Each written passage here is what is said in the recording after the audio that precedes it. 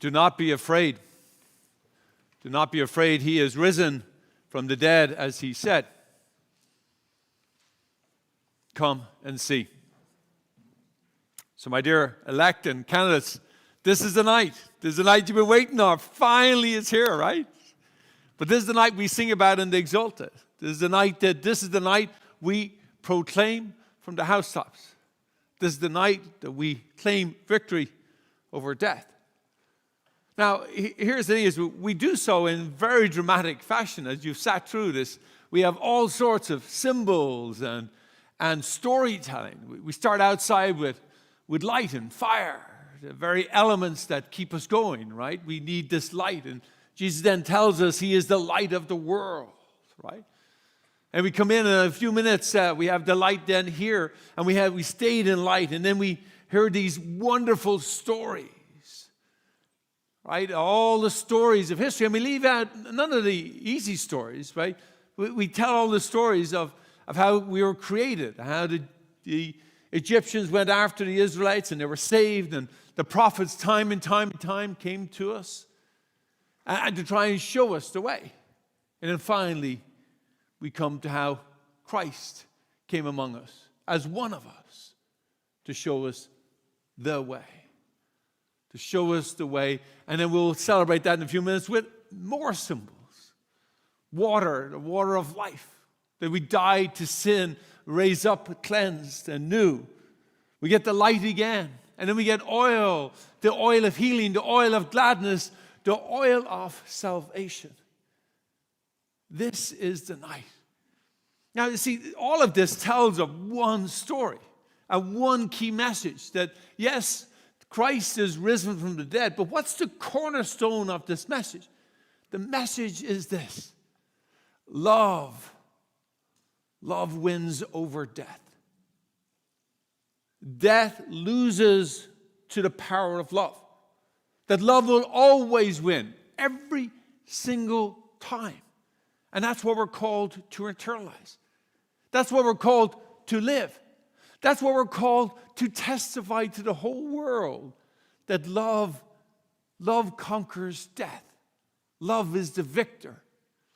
Now, here's the part that we need to sort of break open a little bit. Is that the risen Jesus is not so much a reward for a well-lived life by Jesus, as much as it is the pioneer and the completion, or if you would, being the foreteller of the completed life, the completed journey.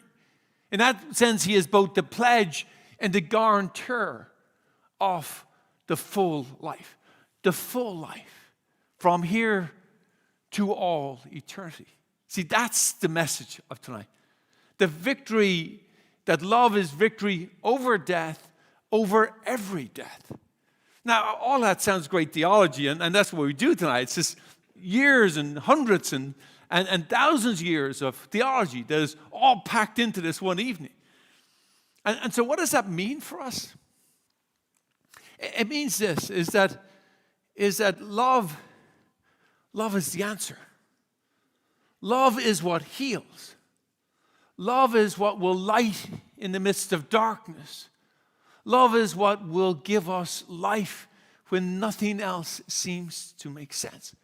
And you see what Jesus does, he goes ahead of us and says to us as if he comes through the other side of death and said, see, I told you so. Love wins over death.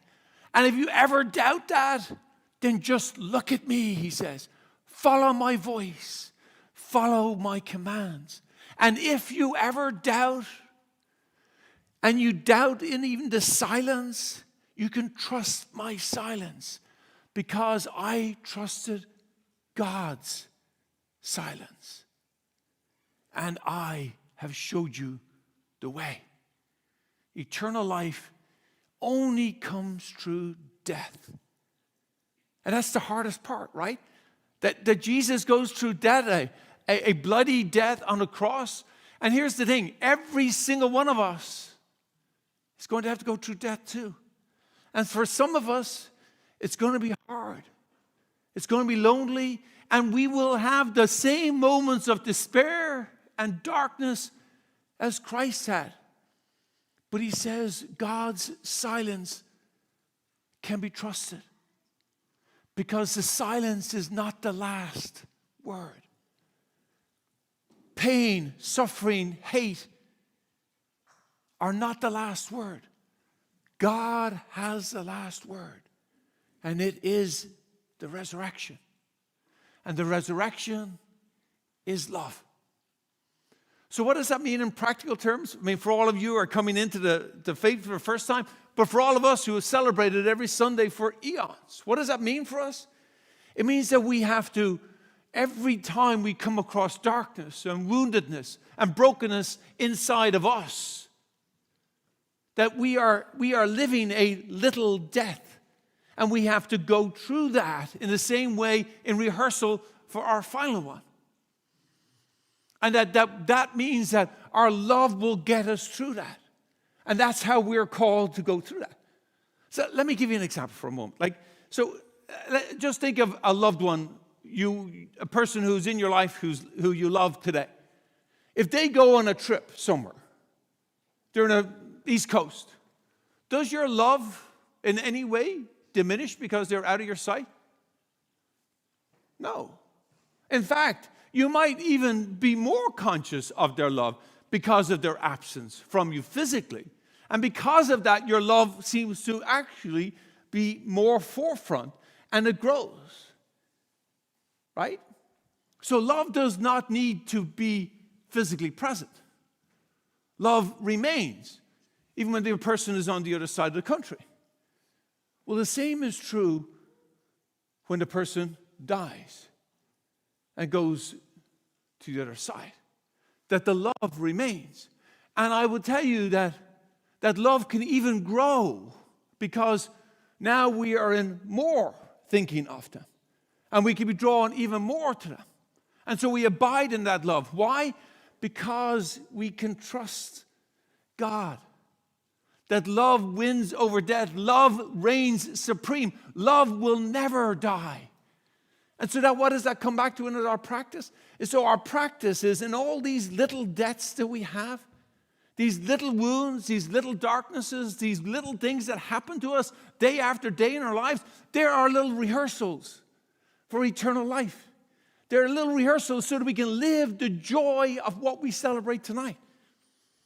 Now that may seem, that's great, but it's really hard work. Why? Because we forget. We forget that love is real. We forget because we take people for granted. When they're here all the time, we take their love for granted. But when they leave us, then we remember them all the more. So what are we to do tonight? We are to testify to that love. We believe in Jesus Christ. We believe love wins over death. And so we testify by us loving others, because when we love one another, we participate in God's very self. And so love wins again now, here and now. And so that's what we will do tonight. And by welcoming these new elect and the candidates into full initiation, we celebrate with them that they're getting the first taste of this at the table of the Lord, but something that they've already had a foretaste of. Otherwise, they couldn't have done the journey. And that we've all had that foretaste. We've all had that taste of love. We've all been loved into being by God himself. And so we recognize that tonight. We celebrate that. Because indeed, love wins over death. Love wins every time. So let us love one another.